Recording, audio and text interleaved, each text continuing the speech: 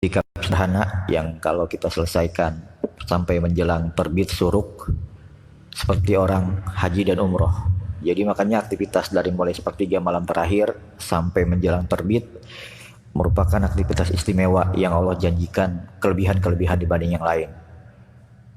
Dan andaikan orang-orang yang gagal, yang kesiangan, dalam hadis Allah menyebutkan kupingnya apa mata ya yang dikencingi setan gitu ya. Bahkan hadis lain menyebutkan Rasul ingin sekali aku bangun, ada yang menggantikan sholat imam sholat subuh dan aku bakar orang-orang yang nggak bangun gitu. Hadisnya begitu. Walaupun mungkin nadanya mungkin sebuah apa ya peringatan buat kita semua. Jadi beruntunglah kita yang bisa mengisi dari sepertiga, seperenam sampai menjelang terbitnya matahari, karena di situ merupakan aktivitas perbaikan rohani kita.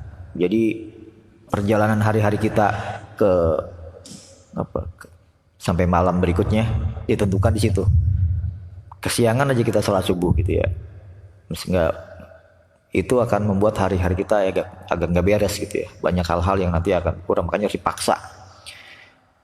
Pokoknya kita mau tidur jam berapapun, mau tidur jam 2, mau tidur jam 12, mau tidur jam 8, jam segitu harus bangun. Mungkin kita bisa berkaca pada ayam jago gitu ya. Ayam jago kan tidurnya jam berapapun pasti jam setengah 3, setengah 4 berkokok gitu semua. Itu yang membedakan kita. Mudah-mudahan kita yang berada di sini bukan hal-hal yang demikian yang bisa kita lakukan, bukan sebuah kebanggaan, kesombongan, apalagi ujub. Itu semata-mata Allah karuniakan kepada kita amal-amal tadi semata-mata agar kita ingat kembali, oh ini adalah karunia Allah, bukan karena kehebatan kita. Sebetulnya bisa aja Allah bikin kita kesiangan gitu ya, tapi Allah sudah pilih kita. Bapak sekalian dirahmati Allah, pada pagi hari ini saya mencoba membaca beberapa ayat yang mungkin menjadi pelajaran buat kita, tamat terkait tentang Al-Quran diturunkan kepada kita.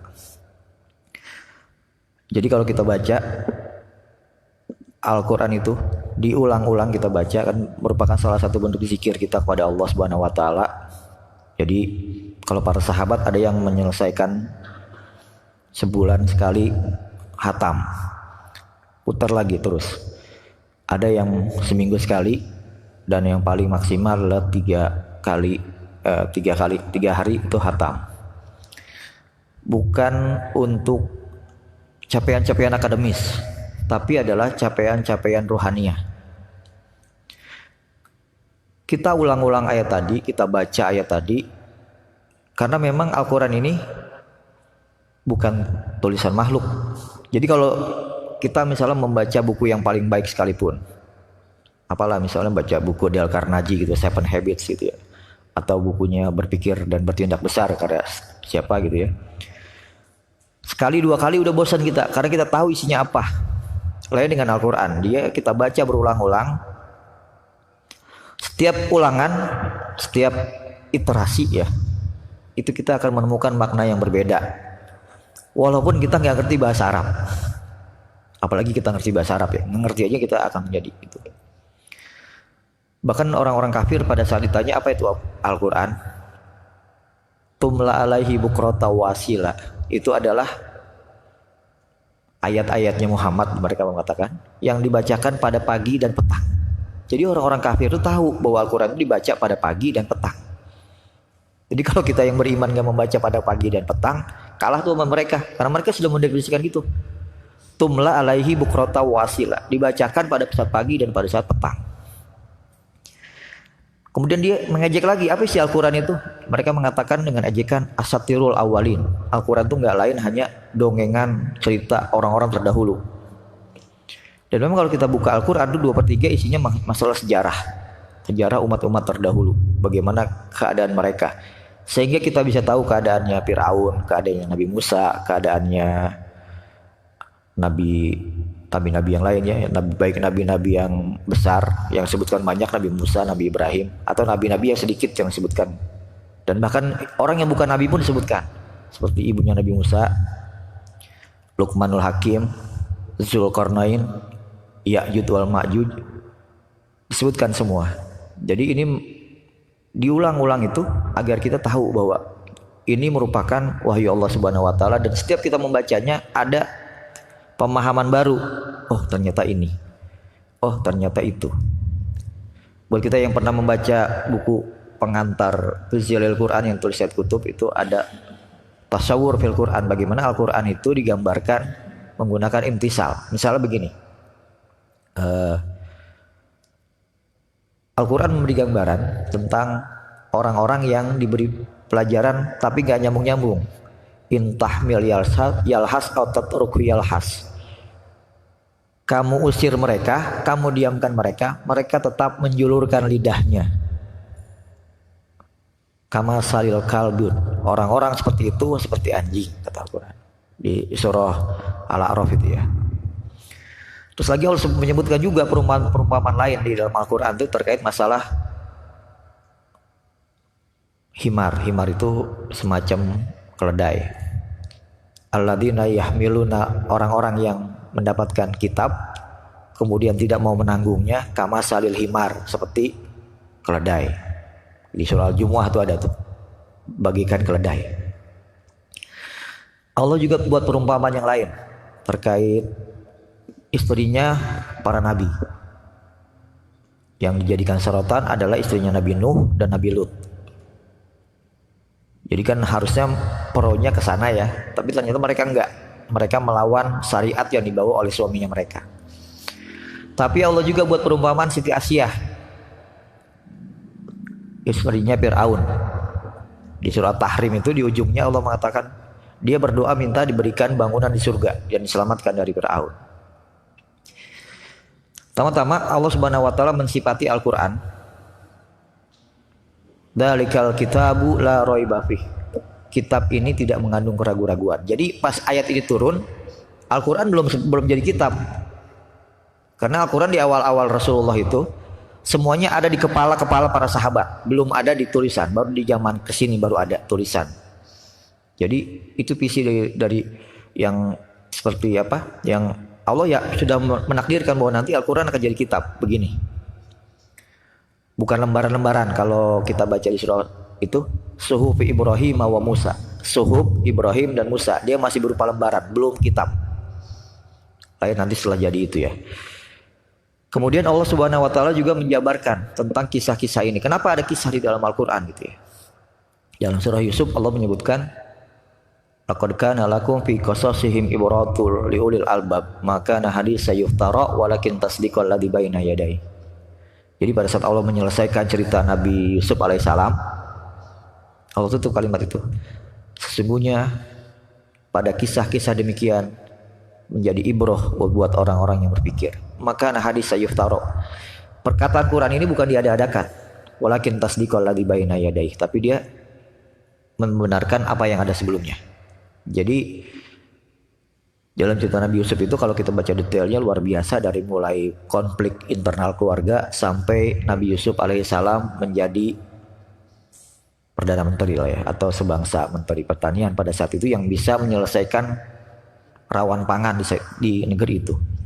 Tapi intriknya luar biasa, dari mulai keluarga yang berkhianat dimasukkan ke dalam sumur, kemudian beliau ada yang menolong masuk ke istana, di istana digoda oleh siapa sih istrinya, istri penguasa, sampai kemudian beliau menjadi takwil mimpi, bisa menjadi ahli dalam bidangnya. Kalau sekarang mungkin futurolog ya, dia bisa tahu apa yang akan terjadi, begini penyelesaiannya gitu.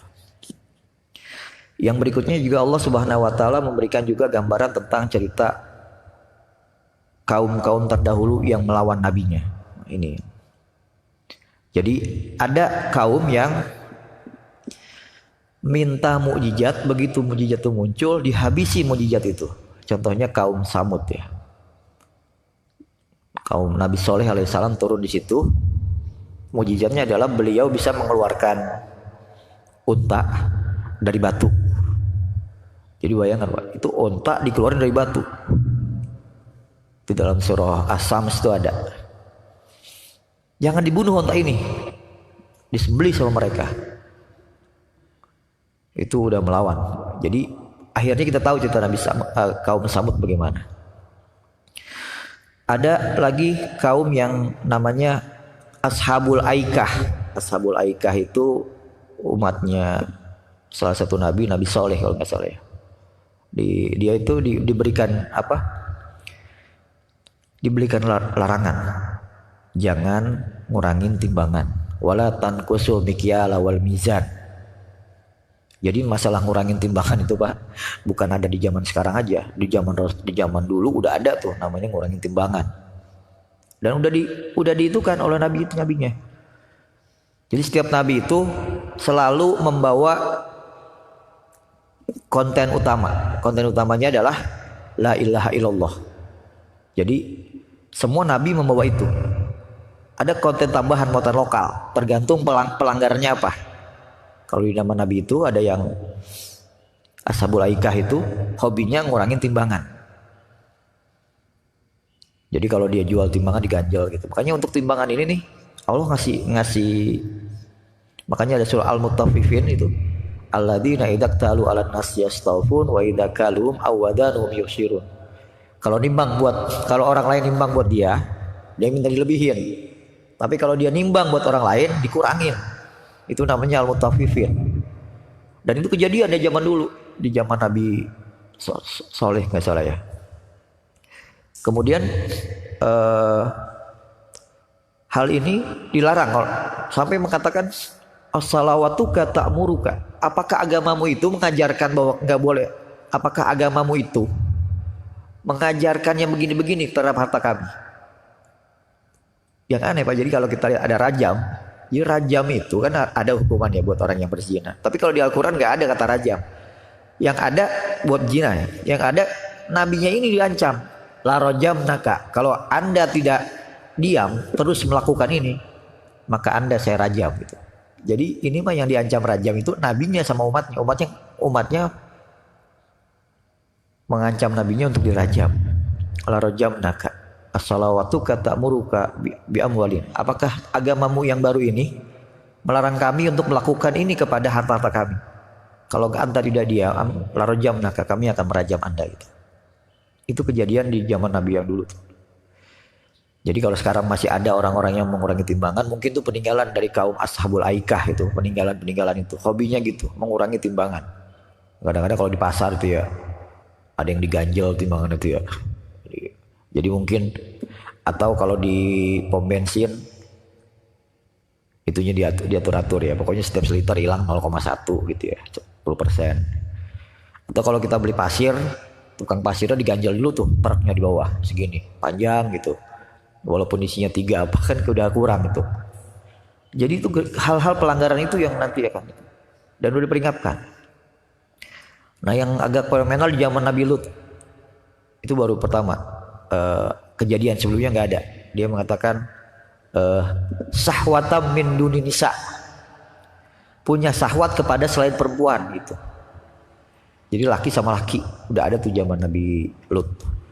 Bahkan kalau kita lihat ada yang namanya ada patung yang Madam Lut ya, istrinya Nabi Lut ya. Bukan Nabi Lut ikut-ikutan itu bukan. Tapi ternyata istrinya Nabi Lut itu membela orang-orang yang begitu.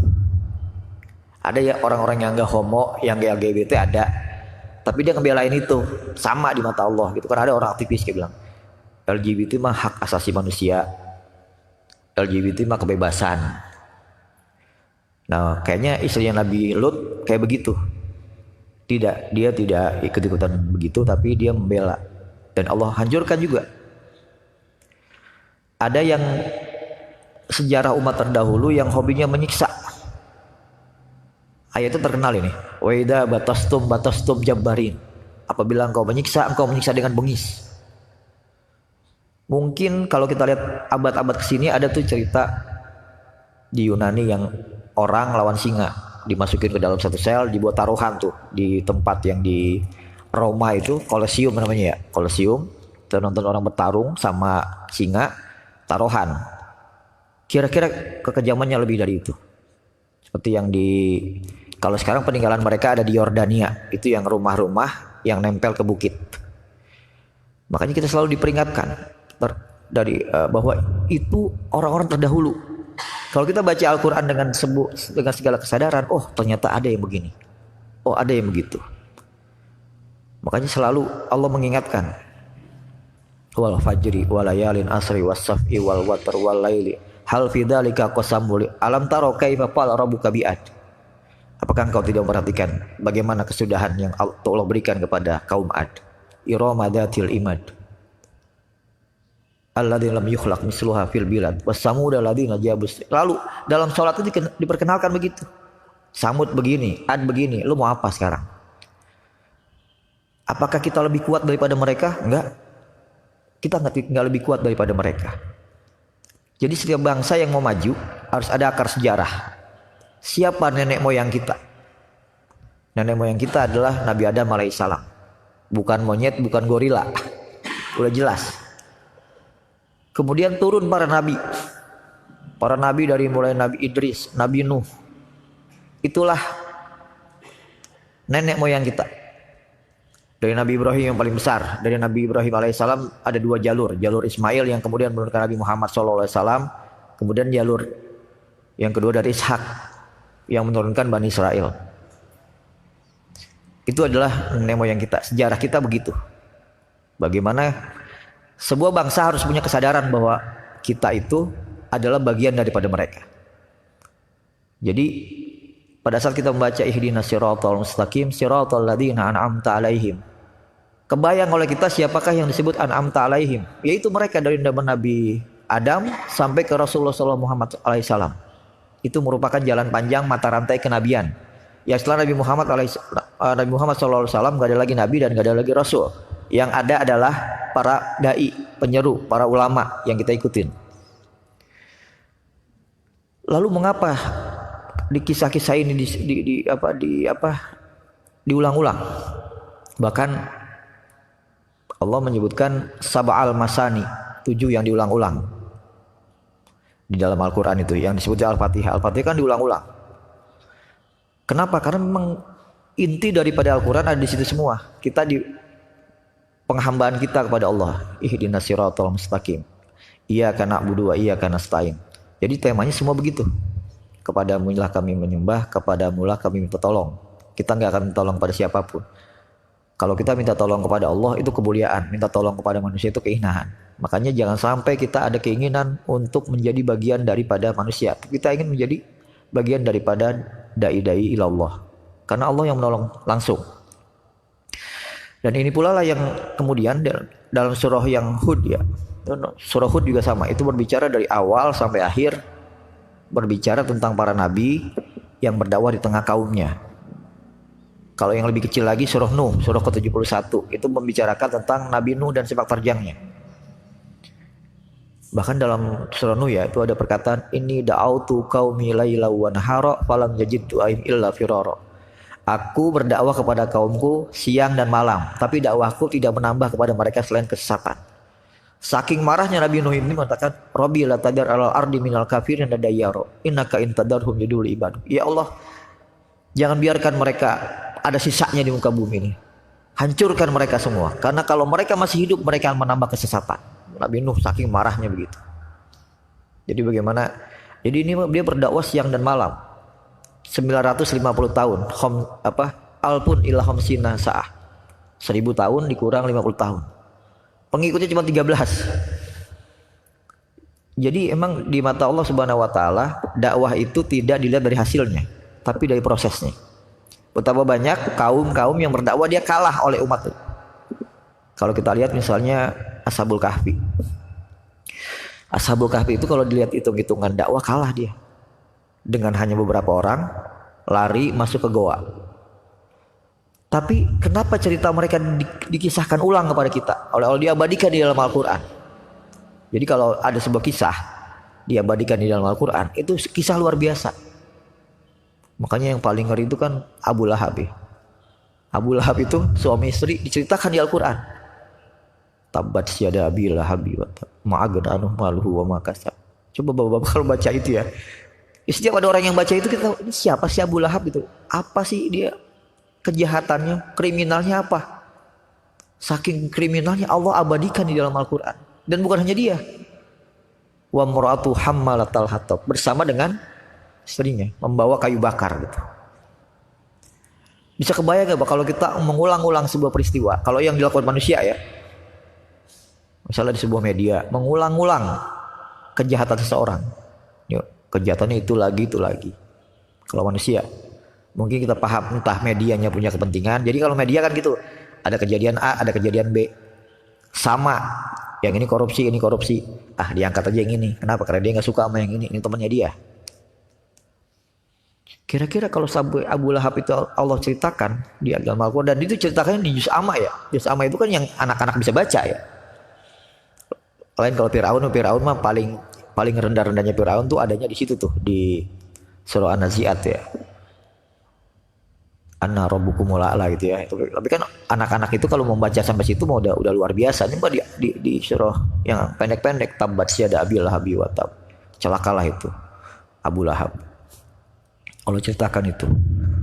Bukan untuk apa-apa, karena Allah yakin bahkan ada model-model yang suami istri 11-12 dalam musuh dakwah ini. Mungkin kalau bapak-bapak pernah lihat ada, saya bisa nyebut nama ya, ada salah satu aktivis jaringan Islami Belar. Suami istri tulisannya pedes bener itu. Suami istri lulusan pesantren tidurnya sama anjing di rumahnya.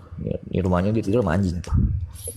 Kalau nulis luar biasa pedes. Saya jadi kalau baca tabat syadabil lahabi wa tab, saya ingat orang itu tuh berdua itu.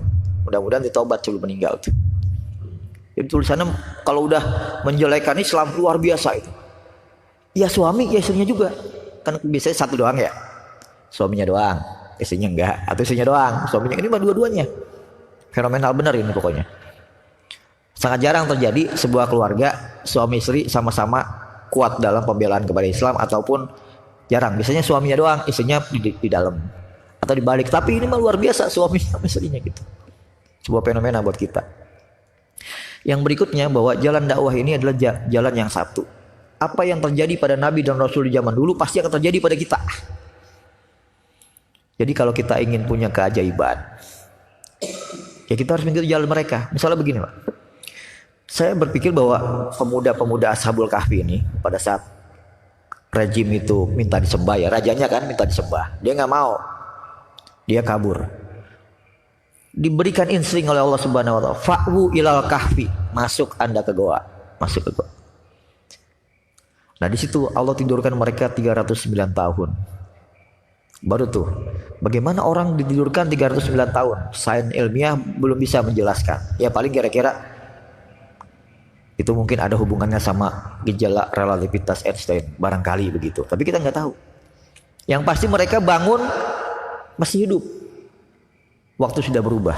Sama terjadi pada di surah Al-Baqarah juga ada juga. Coba dia nggak lama ditidurkan 100 tahun. Begitu bangun, tulang belulang si keledai, makanan dia udah berhancur. Jadi ini keistimewaan yang Allah berikan. Jadi kalau kita ingin mendapatkan kejadian-kejadian istimewa, kita juga harus punya keistimewaan di hadapan Allah Subhanahu Wa Taala. Jadi setiap orang akan melalui jalan yang variasinya banyak. Cuman jalan dakwah jalan yang satu. Jadi pertama yang kita harus tanyakan adalah tanyakan ke dalam hati kita yang paling dalam. Kita itu sebetulnya berada di jalan Allah apa di jalan setan? Yang bisa menjawab dari diri kita. Karena di dalam hati yang paling dalam kita tahu kita itu lagi ngapain sebetulnya. Pernah dulu ada seorang keceplosan ya. Kenapa tulisan-tulisan Anda ini sering menyakiti kaum muslimin? Begini ini. Dia keceplosan ngomong, ntar udah tua saya tobat, sekarang mah cari uang dulu. Rupanya dia didanai oleh seseorang di luar negeri dengan sebuah yayasan X Foundation. Dia makanan dari situ. Pantas. Jadi mungkin dia tahu dalam hatinya dia sedang cari perut. Mencari makan. Karena dengan tulisan-tulisan dia yang menyerang Islam itu, dia akan banyak yang donasi. Pengakuan dia keceplosan ngomong, di entar tua-tuaan saya tobat. Walaupun kita nggak tahu kan, zaman Nabi Isa alaihissalam ada pengkhianat itu yang namanya Yudas, Yukariot. Kalau itu mah bukan. Kalau sel itu kan ada prokariot, eukariot ya, saya jadi ingat itu. Dia berkhianat. Kan dia nggak apa-apa saya berkhianat sekarang. Ntar saya tobat. Ternyata belum sampai tobat, udah diambil duluan. Itu pengkhianatan yang di zaman Nabi Isa alaihissalam. Walaupun ternyata nanti Allah punya skenario berbeda. Dianya itu yang dibuat mukanya seperti Isa gitu. Jadi kan di problem teologis kita itu yang membedakan kita dengan Nasrani yang sekarang, yang disalib itu Isa. Kalau menurut kita, keyakinan kita, dan Allah berikan petunjuk di Al-Quran, wa ma qataluhu wa ma salabuhu walakin subihalahum. Mereka nggak pernah membunuh Nabi Isa, dan mereka tidak pernah menyalib Nabi Isa, melainkan yang disalib adalah yang dibuat mirip sama Nabi, yaitu Yudas itu. Bagaimana emang bisa orang dibuat mirip? Kalau kita pernah nonton film Mission Impossible, nah, itu kan ada yang bikin topeng ya, musuhnya diambil tuh sama si itu, sama Tom Cruise tuh ya, dipasangin topeng mirip dia, ditaruh, ditembakin tuh sama musuhnya. Nah musuhnya itu menganggap ini dia yang dibunuh. Pas sudah mati, dilihat tangannya ada bekas luka, diangkat ininya ke dokter temannya sendiri. Ya kira-kira kalau manusia aja bisa bikin begitu, apalagi Allah gitu ya, dibuat lukanya mirip. Jadi udah selesai.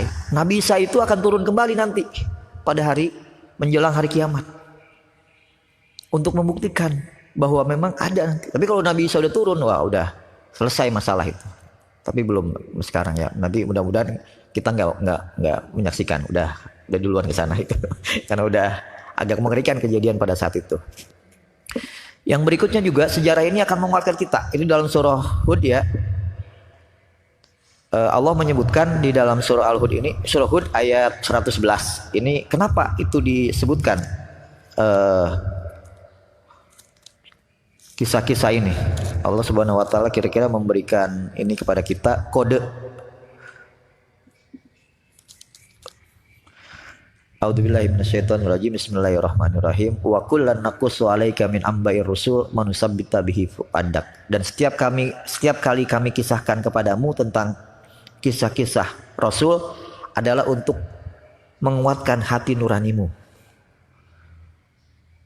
Wa jaa'a fi hadhil haqqo wa mau'idata wa dzikra lil mu'minin. Dan kami datangkan di dalamnya kebenaran dan arahan dan sebuah pengingat untuk orang-orang yang beriman. Jadi kalau Nabi Musa mengalami hal yang demikian, Nabi Ibrahim mengalami hal yang demikian, kira-kira saya di jalan ini untuk masuk surga ini udah ngapain? Kan Allah juga mengatakan, am hasibtum an tadkhulul jannah wa lam yatikum mathalul ladzina khalu min qablikum. Apakah kalian berpikir akan masuk surga padahal belum menimpa kepada kalian umat-umat yang seperti yang menimpa umat-umat terdahulu. Bahkan Rasul menggambarkan ada yang ditusuk dari pantatnya tembus ke kepala. Ada yang kepalanya digergaji dengan gergaji besi. Ada yang dimasukkan ke dalam kobaran api. Ashabul Ukhdud ya, itu Ashabul Ukhdud, masukin ke api dibakar. Itu mereka agamanya Nasrani dulu ya. Jadi itu terjadi pada saat kekosongan Nabi Isa sampai ke Rasulullah. Ada seorang pemuda yang kemudian dia belajar di tukang sihir ya, masih ingat ceritanya, dimasukkan, diabadikan di dalam Al-Quran. As-sama'i dzatil buruj. Allah bersumpah tuh dengan langit dan gugusan bintang. Wal yaumil mau'ud wasyahidi qutil ashabul ukhdud. Dibuat kalau bahasa kita dibuat kayak lubang, dimasukkan ya parit, disiram bensin mungkin bensin ya, bayangin, bakar semua. Mereka beriman tuh yang Nokom Nazran kalau nggak salah itu belajar dari kita ya, maksudnya mereka sampai begitunya. Kalau kita santai-santai aja, baru cuman berdebat di Twitter, baru cuman berdebat di Facebook, di Instagram, baru dijadikan tahanan kota, baru masuk, itu hal yang kecil. Karena ini terjadi demikian tuh. Jadi ada yang orang kita itu masih harus menyelesaikan dengan urusan domestik kita. Misalnya begini ya, kita harus menyelesaikan sholat di masjid lima waktu. Kita harus menyelesaikan ekonomi rumah tangga. Kita harus menyelesaikan hubungan baik kita dengan Allah. Kita harus menyelesaikan terkait ibadah-ibadah sunnah, selesai. Ini agak repot kalau kita udah harus membentur orang lain yang dia nggak suka dengan keyakinan kita. Seperti yang dialami oleh Ashabul Kahfi.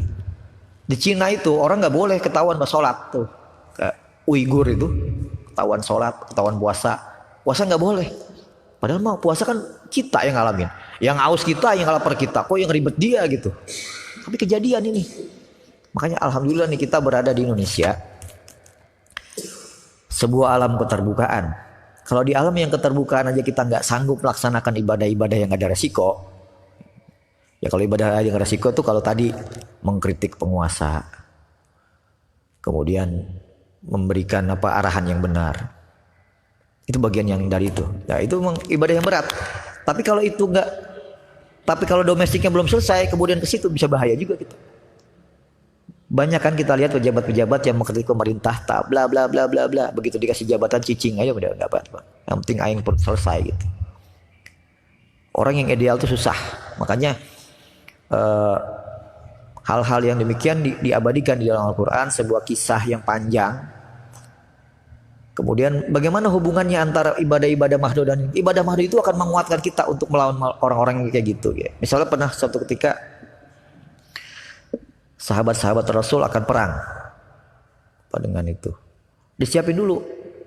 Wah, kita kalah perang, tanya sama Umar.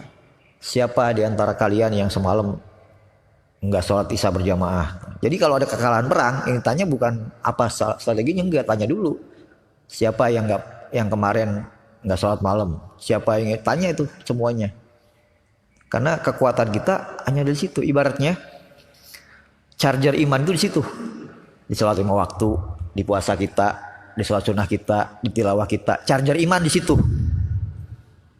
Tapi charger juga nggak ada gunanya kalau HP-nya nggak dipakai gitu ya. Charger HP penuh, cuman nggak pernah dipakai gitu ya. Keluarnya adalah kita melakukan pelayanan kepada umat ini, pelayanan sosial. Kalau kita punya uang yang banyak, bagaimana caranya kita bisa memberikan ke anak yatim, kepada orang yang duafa. Itu bagian daripada itu. Yang kemudian lagi jihad yang lain juga. Jadi di Al-Quran nggak selesai. Yang penting masa udah sholat malam, udah puasa, udah ini, udah bisa ini, udah nggak cukup sampai situ. Karena Allah menyebutkan al-jannatu tahta zilalis suyuf.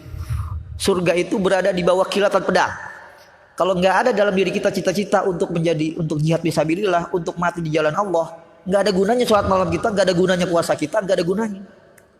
Rajin puasa sunnah, puasa Daud, tapi nggak ada dalam hatinya saya akan berjihad di jalan Allah dan saya akan mati di tangan orang-orang kafir itu. Itu baru jihad. Cita-cita Pak ya, karena momentum akan bertemu. Belum tentu juga kita ketemu. Ada yang punya gini misalnya, ada orang yang nggak sholat fardu, tapi dia yakin sholat itu wajib. Saya mah malas aja. Dia kafir amali. Tapi ada orang yang sholat tapi dia yakin sholat itu nggak wajib sebetulnya, cuma saya nggak enak, saya ingin tetangga nih kalau saya nggak sholat. Wah itu bahaya tuh. Itu kafir i'tiqadi, lebih berat. Jadi kita punya keyakinan suatu ketika kalau ada jihad fisabilillah dan itu dibutuhkan, saya siap. Dan kita mempersiapkan semuanya, walaupun nggak jihad namanya. Ada juga kesalahan kita tentang jihad. Orang lagi damai dia bawa bom, meledakin bom di situ, ya salah itu, fatal. Jadi yang disebut jihad itu pertama adalah keinginan kita untuk berjuang di jalan Allah. Karena orang-orang yang berjihad di jalan Allah ini memiliki ketinggian yang tersendiri. Tapi juga orang yang punya keinginan jihad, tapi dalam ibadah mahdohnya nggak jelas, ibadah sunnahnya nggak jalan, nggak akan nyampe Pak. Jadi semua sama tuh antara kita, apa yang kita lakukan, keyakinan kita. Kalau kita bercita-cita jihad di jalan Allah kemudian mati syahid, minimal kalau kita nggak nyampe husnul khotimah, minimal. Kan harus semua. Nih orang jadi pas jihad fisabilillah Pak, ABCD lagi apa? Menuntut ilmu, meninggal bagian daripada jihad fisabilillah. Tenggelam, mati tenggelam juga dia bisa menjadi syahid, tapi syahid dunia. Ibu yang melahirkan juga sama. Tapi tadi nanti semuanya kembali kepada visi kita gitu. Kan ada orang yang menganggap bahwa ya ada ibadah mahdoh, ibadah sunnah, cuman dia selesai cuma di situ aja, nggak punya cita-cita lain. Lillahi kalimatillah, litakuna kalimatullahi al ulia. Wa qatiluhum hatta la takuna fitnatalillah. Perangilah mereka sampai tidak ada fitnah di muka bumi ini. Karena memang Islam akan berkuasa kembali. Gitu. Kan sekarang jadi lucu gitu ya. Ketahuan Allah membuka aib-aibnya gitu ya. Dulu orang rame gitu ya. Yang namanya khilafah Islamiyah itu bagian daripada ajaran Islam, nggak bisa ditentang-tentang gitu. Akhirnya ketahuan siapa yang ingin merubah Pancasila gitu ya. Si A, si B, si C. Ketahuan kan dari Pancasila jadi Trisila jadi Ekasila gitu. Jadi bukannya umat Islam itu yang akan mengganti jasa. Enggak pernah. Yang udah ada ini kesepakatan kita semua, laksanakan itu. Bahwa ada kalimat khilafah Islamiyah, ada zakat, ada haji, apa perlu diganti gitu. Jangan-jangan ntar gini, nggak boleh mengatakan kafir, ganti non muslim. Nggak ada. Kafir itu adalah terminologi agama dan nggak bisa dihapus sampai kapanpun. Jadi orang diganti dulu ya, jangan bilang kafir, non muslim. Tapi ada juga yang disebut, saya punya teman dibilang, Anda non muslim, saya nggak mau disebut non muslim, saya mau disebut agama saya, dia bangga dengan agamanya gitu. Bilang, Anda non muslim, tanya gitu ya. Bukan Pak, saya Buddha gitu. Dia Buddha bilang, saya Hindu, saya ini gitu. Karena nggak bagus juga nyebut orang dengan non muslim itu, sebut aja agamanya. Gitu. Dan juga itu, jadi kita nggak boleh merubah terminologi agama dengan yang lain, nggak pas gitu. Yang ada adalah bagaimana bentuk Rasulullah SAW melakukan toleransi. Toleransinya misalnya, kalau berperang jangan membunuh anak-anak, jangan membunuh wanita, jangan menebang pohon, jangan mengganggu orang yang sedang beribadah di biara. Itu kan toleransi yang ada. Coba di perang ini, perang manapun, itu semua kena. Anak-anak mati, perempuan dibunuh, bahkan diperkosa. Yuqatiluna abna'ahum wa yastahyuna nisa'ahum. Itu bagian daripada sejarah yang kita ingat. Jadi yang paling toleran adalah Islam. Sebelum ada Magna Carta, sebelum ada piagam hak asasi manusia, Islam sudah mengatakan itu. Bahwa manusia sama di mata Allah. Ya ayuhan nas inna khalaqnakum min dzakari wa unsa wa ja'alnakum syu'uban wa qabaila lita'arafu. Jelas, clear, udah enggak ada lagi masalah lain. Jadi enggak ada tuh kaum yang berwarna lebih rendah daripada kaum kulit putih, enggak ada. Tapi sampai sekarang di Amerika masih belum selesai itu masalah itu. Coba lihat kemarin demo lagi zaman pandemi gara-gara masalah orang kulit hitam yang diinstakan di Amerika. Itu belum selesai masalah itu. Tapi Islam udah selesai. Bilal, Salman, yang dia orang-orang berkulit berwarna, tetap dimuliakan oleh Rasulullah. Bahkan ada yang sudah didengar itu di surga. Itu. Ini yang harus kita lihat dari. Jadi visi kita tentang Islam belum selesai. Pada saat kita baru menyelesaikan ibadah mahdoh. Keinginan kita, cita-cita mati kita. Bagaimana sumbangan kita kepada peradaban Islam. Jadi Islam pasti ada atau tanpa kita, Islam pasti berjaya. Karena Islam gak pernah butuh kita yang butuh Islam. Kalau kita nggak membela Islam ini, tidak membela, akan ada orang yang membela. Dan Allah menyebutkan nanti orang-orang ini yuhibbuhum wa yuhibbunah. Allah mencintai mereka dan mereka mencintai Allah. Dalam surah Lam Yakunil Allah menyebutkan nanti ada golongan kaum lagi radhiyallahu anhum wa radu'an. Allah ridho kepada mereka, mereka ridho kepada Allah. Tadinya bahwa Islam ini diturunkan dengan kesempurnaan, totalitas, komprehensif ajaran Islam. Selain untuk diri kita pribadi juga untuk semua. Allah menyebutkan dengan rahmatan lil alamin, kafatalin nasi basyira wa nazira. Semua untuk semua manusia. Layan dengan Nabi Isa alaihissalam. Allah menyebutkan Nabi Isa wa rasulan ila bani Israel. Nabi Musa itu hanya rasul untuk Bani Israel, titik, selesai. Nggak ada lagi, nggak bisa buat Eropa, buat Indonesia pada saat itu. Nabi-nabi yang lain juga sama, diberikan lokalnya, kemudian diberikan kontennya. Tapi konten dan lokal mereka sudah selesai. Begitu datang kepada Rasulullah SAW. Dan kita akan bicarakan nanti bagaimana peradaban Islam ke depannya. Bahwa yakin kita bahwa itu akan berdiri. Ya, apa bagian daripada akidah kita. Jadi kalau ada orang meributkan itu, ini nggak ada, itu nggak ada, ada semua. Sejarah sudah ada. Mau kita ikutan, mau kita menolong agama Allah ini, tapi Allah janjikan, intan surullah yansurukum. Allah, kalian menolong Allah, Allah akan menolong mereka. Jadi, Allah tambahin, wa yusabbit aqdamakum. Allah akan kasih kepadamu kekuasaan. Jadi kekuasaan itu hanya Allah berikan kepada orang yang menolong agamanya. Dan kekuasaan ini bagian daripada akidah. Allah menyebutkan gini, Qulillahumma malikal mulki tu'ti mulka man tasya wa tu'izzu man tasya wa tu'izzu man tasya biyadikal khair. Engkau berikan kerajaan kepada siapa saja yang kau hendaki, engkau cabut kekuasaan itu daripada yang kau kehendaki. Karena itu Bapak-Bapak sekalian, mudah-mudahan ini adalah bagian pengingat buat kita di tengah kita kesibukan kita untuk memenuhi kualitas ibadah kita, kualitas ibadah mahdoh, kualitas ibadah sunnah. Kita juga menambah pengetahuan kita agar nanti visi kita tentang Islam ini semakin bertambah. Dan mudah-mudahan Allah Subhanahu wa taala dengan cita-cita kita mati syahid di jalan Allah, kalaupun nggak tercapai minimal kita bisa husnul khotimah. Sedang sholat meninggal, sedang tilawah kita meninggal, yang sedang puasa meninggal sedang puasa, meninggalnya sedang di masjid, bukan meninggalnya dengan sedang beramal buruk. Ini adalah peringatan buat diri saya pribadi dan buat kita semua. Billahi taufiq wal hidayah. Wassalamualaikum warahmatullahi wabarakatuh.